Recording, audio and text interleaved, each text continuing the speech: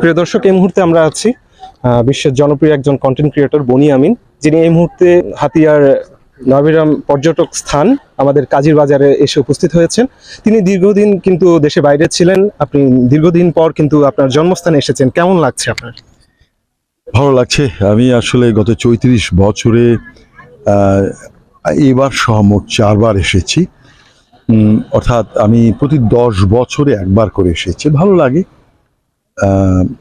অনুভূতিটা অন্যরকম। নিজের জন্মদ্বীপ এবং জন্মভিটা এদের কাছে আমার জন্মদায় থাকে, সেজন্যে ফিরে ফিরে আসা। আপনি তো হাতিয়া ঘুরে দেখছেন এবং বিভিন্ন মাধ্যমে দেখছেন, কিন্তু হাতিয়ার অনেকগুলো সম্ভাবনা আছে।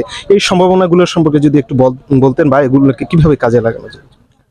সম্ভাবনার ইংরেজি হচ্ছে পটেনশিয়ালিটি। পটেনশিয়ালিটি কী যে আছে আমি এখনো নিশ্চিত না, বরং অনেক খারাপ দিক আমার নজরে পড়েছে, যে নদী ভাঙ্গা, রাস্তাঘাট এখনো ঠিক নয়, এগুলো ছাল চামড়া উঠে গেছে, এবং বিশেষ করে নিয়ন্ত্রণহীন যানবাহনের চলাচল, আর প্রতিনিয়ত দুর্ঘটনা, সড়ক দুর্ঘটনা। প্রবাসে বসেও আমি শুনি গড়ে এই দেশে, এই ছোট দ্বীপটিতে এই অনিয়ন্ত্রিত ট্রাফিক সিস্টেমের জন্যে অন্তত মাসে 2টো লোক করে মারা যায়, প্রাণহানি আমি শুনেছি।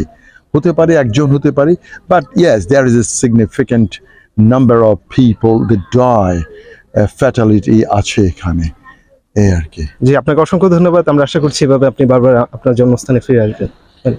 অবশ্যই অবশ্যই আসবো, আমি ওয়াদা করছি, যদি আল্লাহ বাঁচিয়ে রাখে।